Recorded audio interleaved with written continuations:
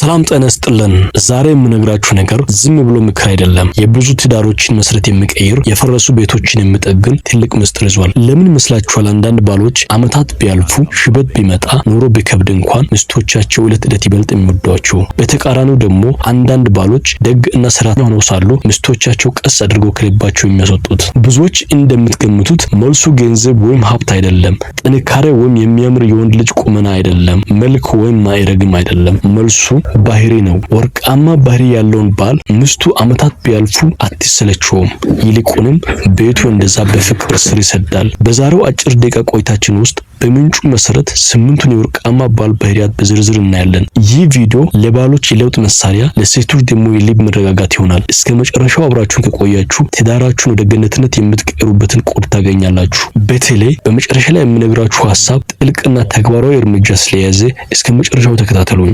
ባህሪ ቁጥር 1 ሚስቱን ይጠብቃታል። ይህ ባህሪ ትዳርን ከሁሉ በላይ ያለመልማል። ጥበቃ ሲባል አካላዊ ብቻ ሳይሆን ማህበራዊና ስሜታዊ ጥበቃ ነው። ለምሳሌ ሰለሞንና አስተር ለ6 ዓመታት በትዳር ቆይተዋል። አንድ ቀን ከሰለሞን ቤተሰቦች ጋር ሲቀመጡ እናቱ አስተርን ምግቧ ጣፍጦ አያውቅም፣ ቤትንም አታስተካክልም ብላ በሰዎች ፊት ትነቅፋታለች። ሰለሞን እዚህ ጋር ሁለት ምርጫ ነበረው፣ ዝም ብሎ እናቱን ማዳመጥ ወይም አስተርን መከላከል። ወርቃማው ባል ሰለሞን የመረጠው መንገድ ግን እንዲህ ነበር። እናቴ አስተር ቤትን ጠንቃ ትይዛለች፣ ስለ ምግብ አስራሯንም ከኔ በላይ ልታውቃትም፣ ችግር ካለ ለኔ ብቻ ንገረኝ በማለት ስለሚስቱ ተከላከለላት። ይህ ለሚስቱ ትልቅ የደህንነት ስሜት ይሰጣታል። ወርቃማ ባህሪያት ያለው ባል በሰዎች ፊት ሚስቱን ያከብራታል። ሰዎች ሲነቅፏት ጋሽ ይሆንላታል። ቤት ውስጥ የአእምሮ ሰላም ይሰጣታል። ሚስቴ ከአንተ ደህንነት ከተሰማት ቤት ገነት ይሆናል። ባህሪ ቁጥር 2 ስናገር ብዙ ስሰማ ግን የበለጠ። ወንዶች ሆይ ይህ ምስጢር ብዙ ወንዶች የሚዘነጉት ነገር ነው። ወንዶች በተፈጥሯቸው ችግር ሲሰሙ ለመፍታት ይሮጣሉ፣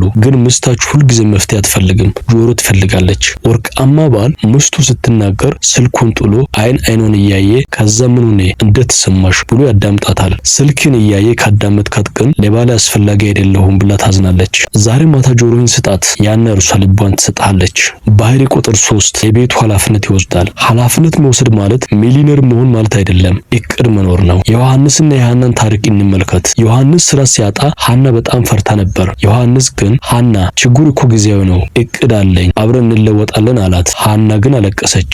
ያለቀሰችው ግን በደስታ ነበር፣ ምክንያቱም ባሏ በችግር ጊዜ እንደማሻወቀች።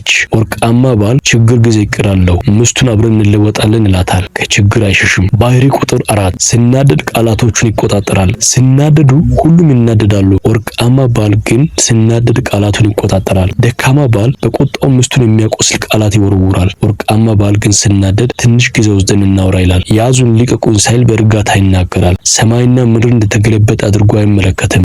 ቁጣዬ ሚስትን የሚያስፈራት ከሆነ ቤቴ እስር ቤት ነው። ከቁጣዬ ስትመለስና ስትደንግን ቤቴ በሰላምና በፍቅር ትሞላለች። ባህሪ ቁጥር 5 አመዝጋኝ መሆን። ሚስት የምታደርገውን ነገር እንደ ግዴታ አትመልከት። ጠዋት ተነስታ ቁርስ ስታዘጋጅ፣ ቤቱን ስትጠርግ አመሰግናለሁ በላት። የምታደርገውን እያንዳንዱ ነገር አድንቅላት፣ አመዝግናት።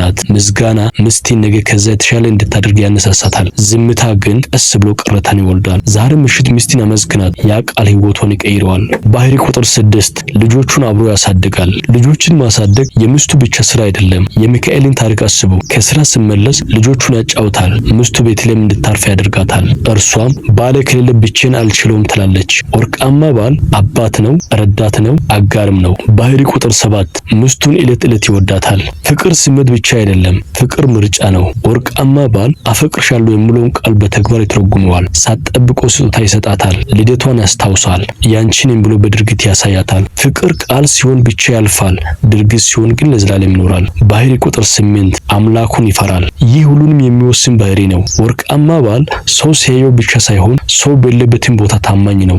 ባህሪው ከውስጥ የሚመነጭ ስለሆነ ሚስቱ በሌለችበትም እንኳ ቤቱንና ሕሊናውን ይጠብቃል። ይህ ባል አምድ ነው፣ ቤቱ ፈጽሞ አይወርቅም። ይህንን ወርቃማ ትምህርት በተግባር ለመለማመድ ዛሬውኑ የመጀመሪያውን እርምጃ እንውሰድ። አስተያየት ክፍሉ ላይ ጻፉ። ከእነዚህ 8 ባህሪያት ውስጥ ለእናንተ የትኛው ቀላል ነው? የትኛው ሲበልጥ ፈታኝ ይሆንባችኋል። ሴቶች ሆይ እናንተስ በባላችሁ የትኛውን ወርቃማ ባህሪ ያያችሁ? አሁኑኑ መስክሩለት። ይህ መልእክት ለብዙዎች እንዲደርስ የፈረሱ ትዳሮች እንዲጠገኑ ላይክ ማድረጋችሁን እንዳትረሱ። የእናንተ አንድ ላይክ ይህ ቪዲዮ ብዙዎችን ቤት የሚቀይር አቅም እንዲኖረው ያደርገዋል። ለሁሉም እንዲደርስና ቤቶች በደስታ እንዲሞሉ ይህንን ቪዲዮ ሼር አድርጉ። በተለይ ለባሎቻችሁ ላኩላቸው። ይህ ቪዲዮ የእነርሱን ባህሪና የእናንተን የትዳር ህይወት ለዘላለም ሊቀይር ይችላልና ከኛ ጋር በመሆን ትዳራችሁን ወደ ገነት መቀየር ከፈለጋችሁ ሰብስክራይብ በማድረግ የደወል ምልክቱን ጫኑ። አብራችሁን ስለቆያችሁ አመሰግናለሁ። በቀጣይ ቪዲዮ እስከምንገናኝ ትዳራችሁ የፍቅርና የሰላም ይሁን። መልካም ቆይታ